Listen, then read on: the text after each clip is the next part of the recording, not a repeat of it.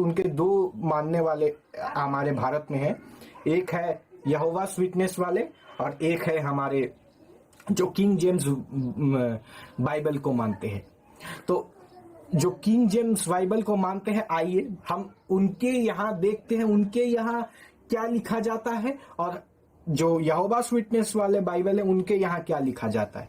दोनों अगर अलग अलग हो जाए इसका मतलब वो धर्म ग्रंथ नहीं है। आइए देखते हैं क्या लिखा गया है।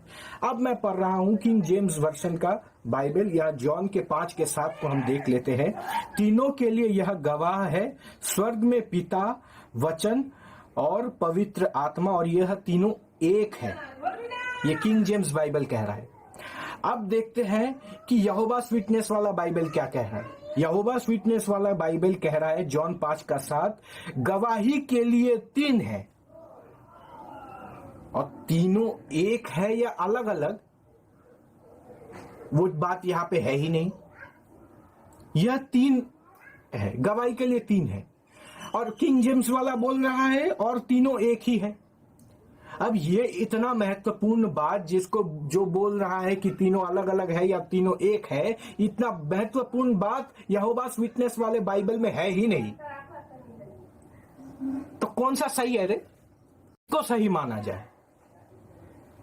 तुम आपस में तय कर लो, तीनों अलग अलग है या तीनों एक है, फिर आकर के हम लोग से डिबेट करो। तुम यहोवास विटनेस वाले और जो रोमन कैथोलिक है, जो किंग जेम्स वाले मानने वाले, तुम दोनों आपस में तय कर लो किसका सही है, फिर आकर के डिबेट करना। अब और आगे मैं आता हूं कि अय्यूब 42:2, मुझे पता है कि आप सभी चीजें कर सकते हैं, आपका कोई उद्देश्य विफल नहीं जा सकता है। यानी यहां क्या कहा है? परमेश्वर हर चीज कर सकता है। परमेश्वर हर चीज कर सकता है। परमेश्वर जिना कर सकता है। परमेश्वर यहोवा दूसरा यहोवा बना सकता है। अरे आजा, इसी पर डिबेट करेंगे। आओ, खुली चुनौती है, आओ, कौन आना चाहता है? किंवदंती की बातों से भरी पड़ी है। अब देखें हम लूत का किस्सा को देखिए, उत्पत्ति 32:38 को अब देखें कि लूत ने अपने बेटी के साथ व्याह रचाया। लूत की बड़ी बेटी मोअब और छोटी बेटी बेनम्मा। तो बड़ी बेटी ने क्या किया जानते हैं? बड़ी बेटी ने दाग मधु पिला करके अपने पिता को सुला दिया, और दाग मधु पिला करके अपने पिता को सुला करके फिर बड़ी बेटी लेट गई पिता के साथ। अब ये अगर धर्म है तो अधर्म किसको कहा जाएगा? मैंने तो इसी सवाल में इनकी दुकानदारी बंद कराई है कि अगर ये धर्म है तो अधर्म किसको कहेंगे। यानी ये सार्वभौमिक होता है जो धर्म। तो जब धर्म सार्वभौमिक होता है तो फिर कार्य करना क्यों और कैसे धर्म कहा जाएगा? इसको धर्म क्यों कहा जाएगा? ये अगर धर्म है तो अधर्म किसको कहेंगे? धर्म क्या काल विशेष के साथ बदलता है? सूर्य की रोशनी क्या बदल जाएगा? सुबह को सूर्य की रोशनी जो सबसे तेज 12 बजे आती है, वो चीज क्या बदल जाएगी? नहीं बदलेगी ना। तो जब ये नहीं बदलती, उसी प्रकार से धर्म नहीं बदलेगी, समय के साथ साथ नहीं बदलेगी, काल के साथ साथ नहीं बदलेगी, और हर एक मानव मात्र पर लागू होगा। अब और आते हैं, देखते हैं क्या है।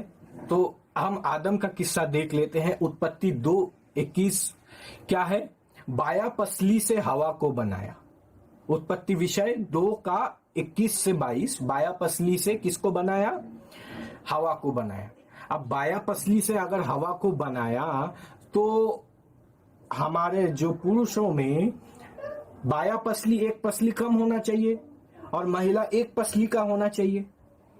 तो जब पुरुषों में एक पसली कम है नहीं है। साइंस इस बात को नहीं मान रहा है कि पुरुषों में एक पसली कम है। यहाँ पे जितना पसली यहाँ पर है, यहाँ पर भी उतना पसली है। तो बाया पसली से अगर बनाया तो ये जो एक पसली कम है वो एक पसली कम क्यों नहीं है? बाइबल के अनुसार अगर हमारे पुरुषों में एक पसली कम होनी चाहिए तो ये एक पसली कम क्यों नहीं है? इस सवाल का जवाब दो। और महिला अगर एक पसली से बनी है तो महिला का एक पसली क्यों नहीं है? ये सवाल करने में भी मुझे लज्जा आ रही है। मैं इसमें क्या सवाल करूं बताइए? ये तो पूरा का पूरा किंवदंती से भरा हुआ है। अब और देखते हैं और क्या है। तो बाइबल लूका 19:27 में क्या लिखा है देखते हैं। किंतु मेरे वो शत्रु जो नहीं चाहते मैं उन पर शासन करूं, उनको यहां मेरे पास लाओ और कत्ल कर दो। ये है भाषा किनकी? यीशु मसीह की। यीशु मसीह का दृष्टांत है। अच्छा ये बताइए मुझे, मैं एक तो कह रहा है कि तो अगर तुम पाकिस्तान का जय जयकार लगाओगे तो तुम्हें क्या किया जाएगा? मैंने बोला पाकिस्तान को छोड़ो तुम, यीशु हिंदुस्तानी है था क्या? यीशु हिंदुस्तानी है? मैं ऐसे इंसान को मैं राजा क्यों मानूं जिसको अपने बाप के बारे में नहीं मालूम, जिसका बाप ही नहीं है कोई, जिसको हम हमारे यहाँ अगर हम कहें तो भारत में नाजायज कहा जाता है जिसको, उसको मैं क्यों मानूं? उसको मैं क्यों राजा मानूं? इसी एक सवाल से इनकी नानी याद आ जाएगी, मैं कह रहा हूं। फिर आप देखिए इनके पैगंबर के हालात, आप देखिए, मैं आपको बताता हूं। बाइबल उत्पत्ति का 20:12, इब्राहिम की बहन सारा, यह सचमुच मेरी बहन है। वह मेरी पिता की बेटी तो है लेकिन मेरी माता की बेटी नहीं, फिर वह मेरी पत्नी हो गई।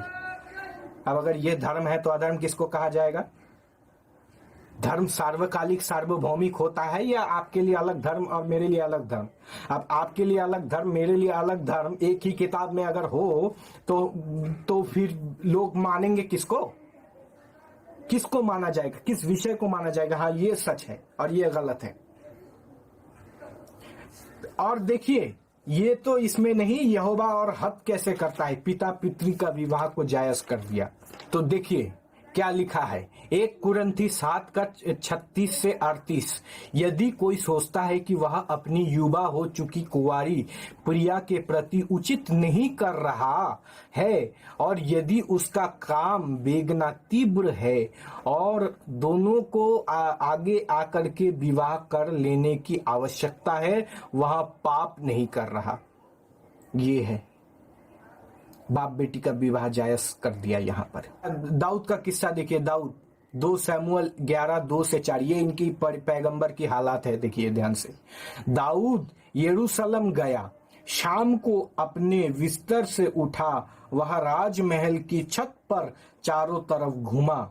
जब दाऊद ऊपर था उसने एक स्त्री को नहाते हुए देखा। अब देखिए पैगंबर की हालात क्या है।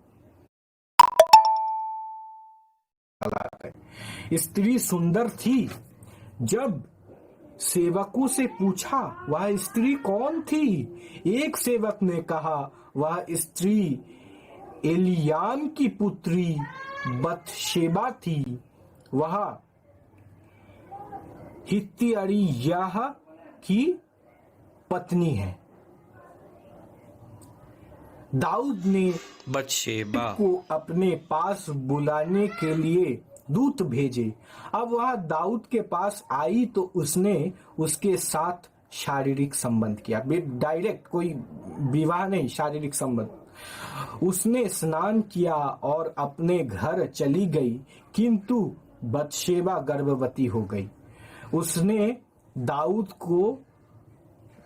को सूचना भेजा, उसने उससे कहा कि मैं गर्भवती हूं। अब ये धर्म है, ये अगर पैगंबर इस चीज को फॉलो कर रहे हैं तो यहोवा ने इनको पैगंबर क्यों बनाया? इसी एक सवाल का जवाब दे दे। यहोवा ने उनको पैगंबर क्यों बनाया? और यहोवा बाप बेटी का विवाह जायज कर रहा है। अब जब बाप बेटी का विवाह जायज कर दिया है यहोवा ने, तो फिर इंसान क्या करेगा?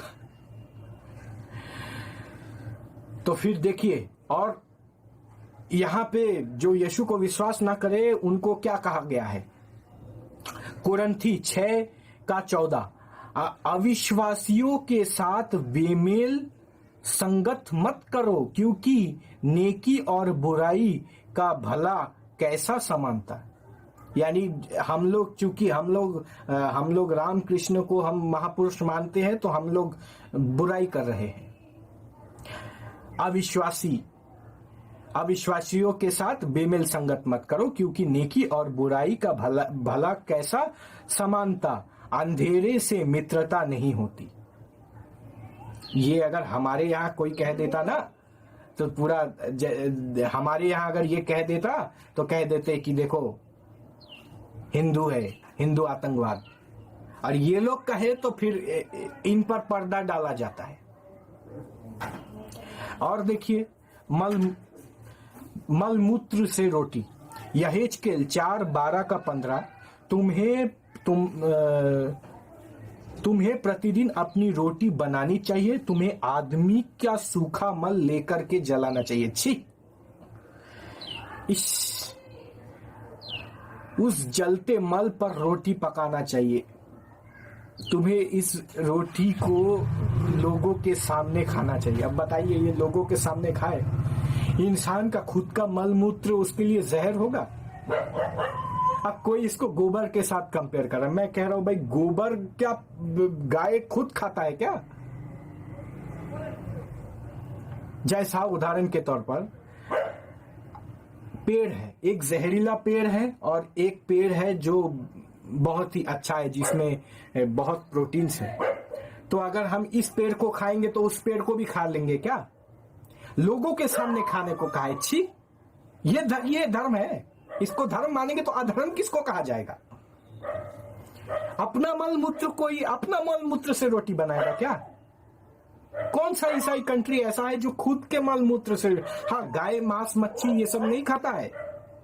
हम मांस मच्छी खा करके फिर अपना ही मल मूत्र अगर हम खाने लगे तो फिर हमें फ्रेश खाने की क्या आवश्यकता है? फ्रेश खाना खाने की क्या आवश्यकता है? मल मूत्र खा करके ही तो जिंदा रह सकते। लकड़ी काठ ये सब की क्या आवश्यकता है? जब मल मूत्र से हमको खाना बनाना यहाँ बताया गया है, तो लकड़ी काठ इसकी क्या आवश्यकता है? मैं कह रहा हूं, सामने आओ। पूरा भरा पड़ा है बाइबल। मैं अभी बोलने जाऊंगा, एक एक बोलूंगा तो बोलेंगे जी तौहीन ही कर रहा है। अब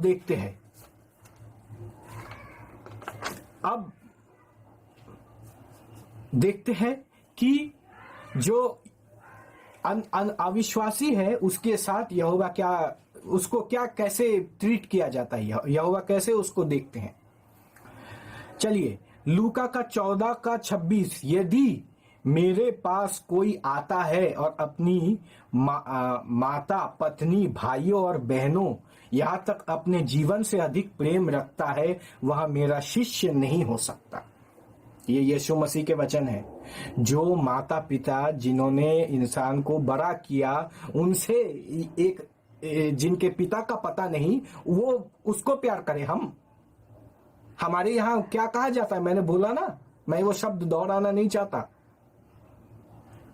जिनके पिता का नाम नहीं पता, उनको हम क्यों राजा माने?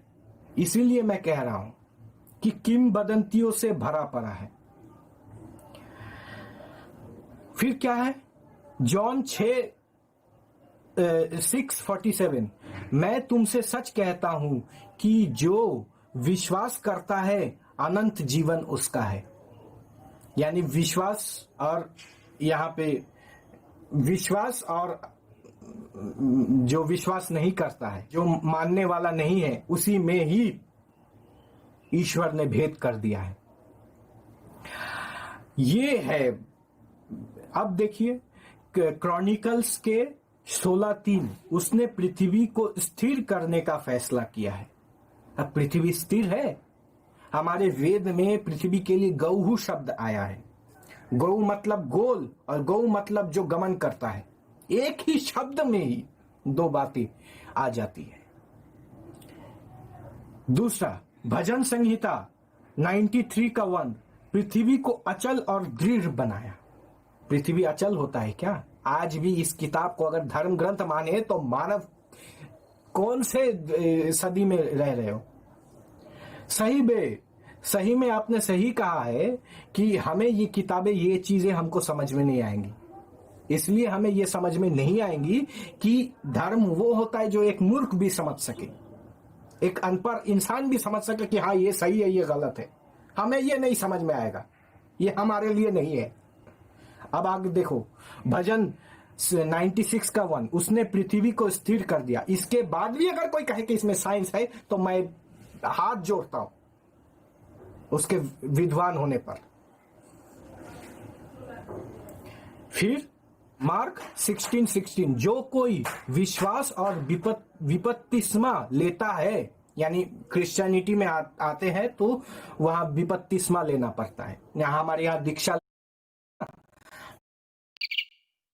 लेना पड़ता है। जो कोई विश्वास और विपत्तिस्मा लेता है उसका उद्धार होगा, अविश्वासी दोषी कहलाए जाएंगे। यानी ये क्राइटेरिया है। और हमारे यहाँ क्या है? अवश्यम एवं भुक्तव्यम कृतम कर्म शुभाशुभम, एक ही लाइन में सारा बात कह दिया गया कि अवश्य ही भोगना पड़ेगा किए हुए कर्म का फल, शुभ हो या अशुभ। अब देखिए क्या है, क्या बोला गया है लूका 15:7, मैं तुमसे कहता हूं कि इस प्रकार किसी एक मन फिरने वाले पापी के लिए उन न्यायी धर्म पुरुषों से स्वर्ग में कहीं अधिक आनंद मिलेगा। यानी धार्मिक पुरुष को कम आनंद मिलेगा और अन्यायी जो कि यीशु को मानता है उसको ज्यादा आनंद मिलेगा स्वर्ग में। अभी इसी से अंदाजा लगा सकते हैं कि ये धार्मिक लोगों का जमावड़ा है या पापी लोगों का जमावड़ा है। कुरान ने भी